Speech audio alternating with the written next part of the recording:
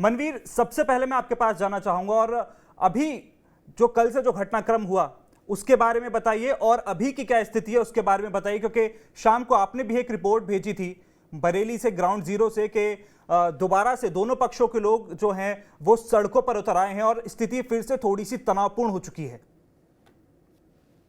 देखिए साजिद, मैं बिल्कुल बता दूं, जिस तरह से कल जो जुलूस को लेकर यहाँ तनावपुर जैसी स्थिति आई, जिसमें हिंदू समुदाय और मुस्लिम समुदाय के लोग थे, वो आमने सामने आ गए। 11 घंटे पुलिस की कड़ी मशक्कत के बाद दोनों पक्षों को समझा दिया था और कहा गया था कि इनकी जो जुलूस रोक रही, हिंदू समुदाय के लोगों ने जुलूस रोका है, उस पर मुस्लिम समुदाय की शिकायत पर वह कार्रवाई की। उसके बाद जो विशेष समुदाय के लोग थे वो मान गए, वो अपने अपने घर चले गए सुबह के लिए। लेकिन अब आज दोबारा फिर से वो उसी रास्ते वो जुलूस निकालने को लेकर दोनों जो समुदाय थे वो अपनी अपनी गलियों में आ गए। इसी के एहतियातन के तौर पर 1.5 कंपनी पीएससी बल और तमाम थानों की सुरक्षा व्यवस्था के इंतजाम के लिए पुलिस की व्यवस्था की गई थी। 4 से 5 घंटे हुए हैं और हम उसी स्पॉट पर मौजूद हैं। एक बार मैं अगर कैमरा मैन को एक बार तस्वीरें दिखा देंगे किस तरह से यहाँ पे पुलिस के लिए तैनात किए गए। पीएससी के आपको जवान दिखाई देंगे और तमाम जो थाने की पुलिस है, पुलिस का आला अधिकारी है, एसपी या थाना बारादरी की तमाम जो ऐसी टीमें हैं वो यहाँ तैनात की। एसओजी को लगा गया है और सीसीटीवी कैमरे से निगरानी की जाए। लगातार पुलिस दोनों पक्षों को समझाने की कोशिश कर रही है। 4 से 5 घंटे हुए, हालांकि अभी जुलूस तो नहीं निकला है। पुलिस उनसे वार्तालाप कर रही है कि किसी तरह की कोई तनावपूर्ण स्थिति ना बने, इसको लेकर पुलिस उन्हें लगातार समझा रही है। अभी भी हालात जो है स्पॉट पर जो मनवीर तमाम ऐसी सुरक्षा कर्मी, जी मनवीर, क्या आपके साथ वहां स्थानीय लोग इस वक्त मौजूद हैं या कोई अधिकारी मौजूद हैं जो इस बारे में आपके साथ और ज्यादा बातचीत कर सकें अभी? देखिए साहब, बिल्कुल बताना चाहूंगा, जिस तरह से जो स्थानीय लोग हैं वो अपने अपने घरों में गली में बैठ गए हैं, अंदर जाके वो बात करने को हालांकि तैयार नहीं है। पुलिस प्रशासन के अधिकारियों से भी हमने अभी बात करने की कोशिश की। उनका साफ तौर पर कहना है कि अभी वो मीडिया से कोई बात नहीं करेंगे, जिससे कि कोई ना तनावपूर्ण स्थिति, इसलिए वो अब स्पॉट पर सारे अधिकारी तैनात हैं। एक बार तस्वीरें दिखा सकता हूँ, देख सकते हैं। देखिए एसपी जो ग्रामीण है मुकेश चंद वो दिखाई देंगे, बारादरी के इंस्पेक्टर दिखाई देगा, एसओजी की टीम दिखाई देगी यहाँ पे। और पीछे की अगर एक बार मैं आपके लिए तस्वीरें दिखाऊं तो पीछे भी आपके लिए तमाम जो ऐसे पुलिस के अधिकारी हैं और जो पीएससी बल है वो तैनात दिखाई। हालांकि मीडिया से लोग बात करने से मना कर रहे हैं। इनका साफ तौर पर कहना है कि अभी भी मीडिया कोई भी पक्ष नहीं देंगे। सारे अधिकारी जो है वो घटना स्थल पर मुस्तैद तो दिखाई दे रहे हैं। जी साजिद। जी, तो मनवीर ने हमें बताया कि किस तरह से वहां पर अभी पुलिस फोर्स की तैनाती की गई है और जो स्थिति है काफ़ी अभी भी दोबारा फिर से तनावपूर्ण बताई जा रही है।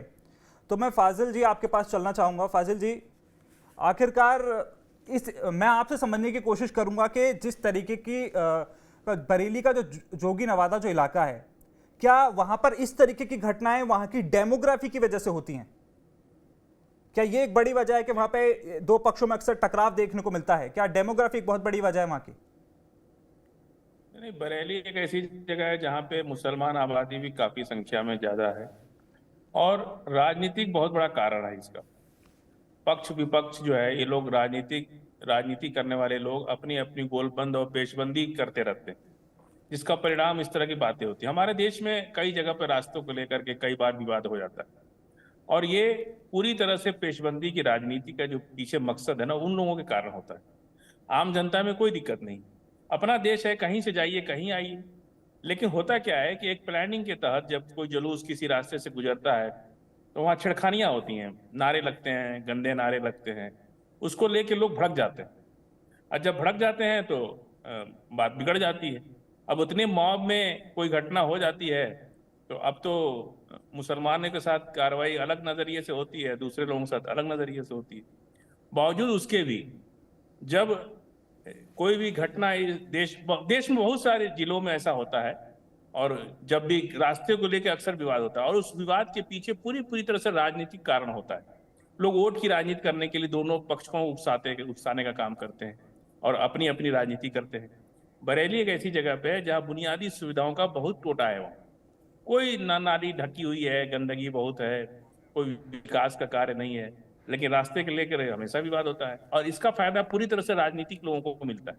वो चुनाव तक जीत जाते हैं, 5 साल चुनाव बिना कुछ किए रह जाते हैं और फिर जीत के चले आते हैं। ठीक ठीक है बहुत बड़ा फर्क है। सर मनवीर, आपने हमारे जो गेस्ट हैं फाजिल अहमद साहब, उनकी बात सुनी। वो कह रहे हैं कि राजनीति से प्रेरित होकर ऐसी चीजें होती हैं।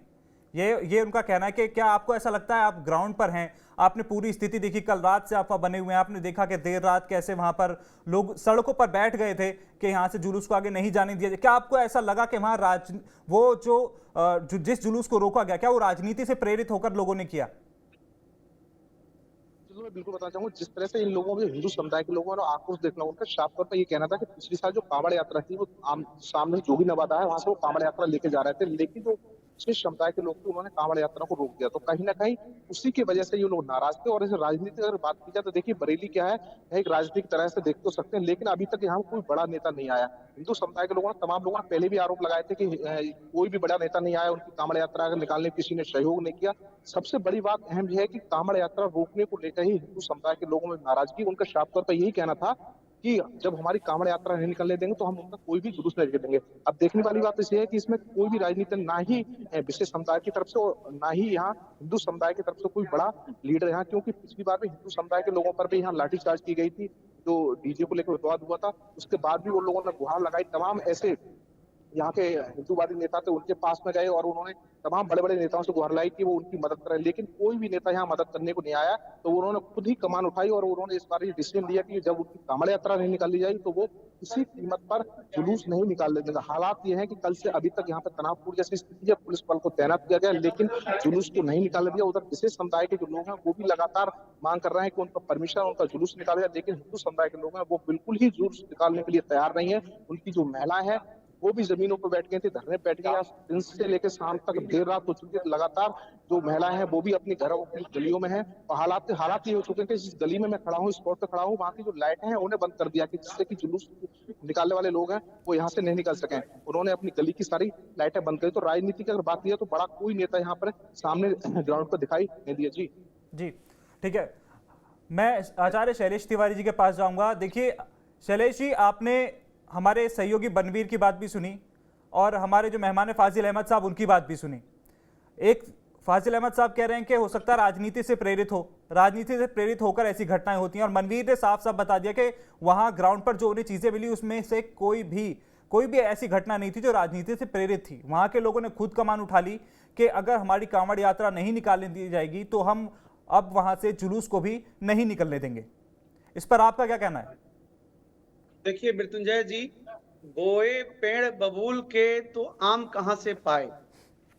जब आपने पहले ही बबूल का पेड़ बो दिया, हमारे यहाँ कांवड़ यात्रा होती है, इसके साथ साथ नवरात्रि में विशेष रूप से रामनवमी का विशेष जलसा निकलता है, और उस समय आप जिस तरह रोकते हैं, मुस्लिम समुदाय के लोग पत्थरबाजी करते हैं, यही सब देख करके जो वहां के लोग हैं वरा वफात के जुलूस को रोक दिए हैं। लेकिन मेरा ऐसा मानना है कि दोनों घटनाएं नहीं होनी चाहिए। दोनों समुदाय शांतिपूर्वक एक दूसरे का साथ दे, कांवड़ यात्रा में भी सहयोग दे, और इनका जो जुलूस है वरा वफात का उसमें भी किसी तरह का विघ्न नहीं हो, तब शांति होगी और आपसी प्रेम बढ़ेगा। वरना सिर्फ किताबों में और लेखन में सिर्फ गंगा जमुना की तहजीब रह जाएगी, सिर्फ नाटक रह जाएगा। और मेरा ऐसा मानना है कि इसमें कोई राजनीतिक मुद्दा नहीं है, इसमें बदले की मुद्दा है कि अगर आपने मेरा कांवड़ यात्रा को भंग किया है, कांवड़ यात्रा रोका है, तो हम भी नहीं जाने देंगे। तो आगे से भविष्य में मुस्लिम समाज कांवड़ यात्रा को परेशान न करें। इसके साथ साथ हमारे यहाँ रामनवमी का शोभा यात्रा निकलता है, उसमें भी लोग पत्थरबाजी करते हैं, वह भी पत्थरबाजी ना करें, और सामूहिक रूप से लिखित रूप से लोग दे बयान कि हम इस तरह की घटनाएं नहीं होने देंगे। तो मुझे लगता है कि यह घटना पूरी तरह से समाप्त हो जाएगा, और साथ साथ पुलिस प्रशासन को भी इसमें चुस्त दुरुस्त रहना होगा। इस तरह की घटनाएं सिर्फ बरेली की नहीं है, बल्कि देश के अन्य हिस्सों में आपने देखा कि अभी हमारा गणेश पूजन चल रहा था और पत्थरबाजी चल रही थी। सूरत में कैसे लोग पत्थरबाजी किए, बेंगलोर में लोग कैसे पत्थरबाजी किए, महाराष्ट्र में कैसे लोग पत्थरबाजी किए। तो हमारे जो धार्मिक कार्यक्रम है, जो हमारे विशेष रूप से पूजा पाठ है, उसमें मुस्लिम समाज जानबूझ करके विघ्न डालता है। यह डालना बंद कर दे, तभी इस देश में शांति रहेगी।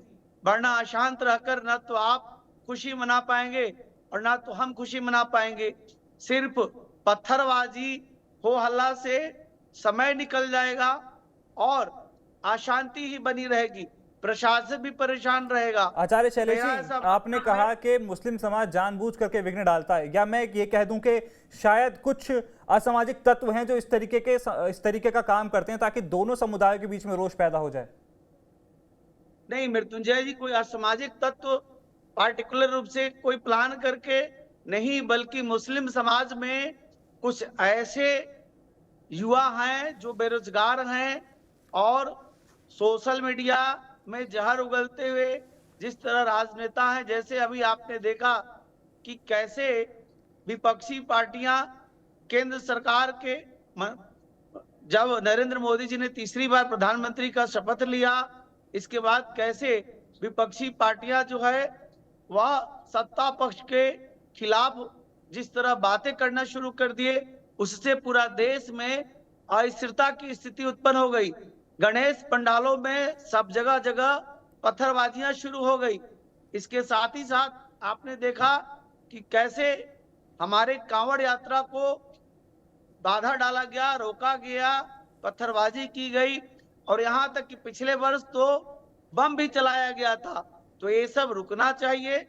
जब समाज में सौहार्द तभी कायम होगा जब दोनों तरफ से मुस्लिम समाज भी, वहां के जो समाज के मौलवी, मौलाना, पुरोधा या फाजिल अहमद भाई जैसे स्कॉलर लोग समाज के सामने आगे आकर के अपने समाज के युवा साथियों को बताएं, तभी सौहार्द बन पाएगा।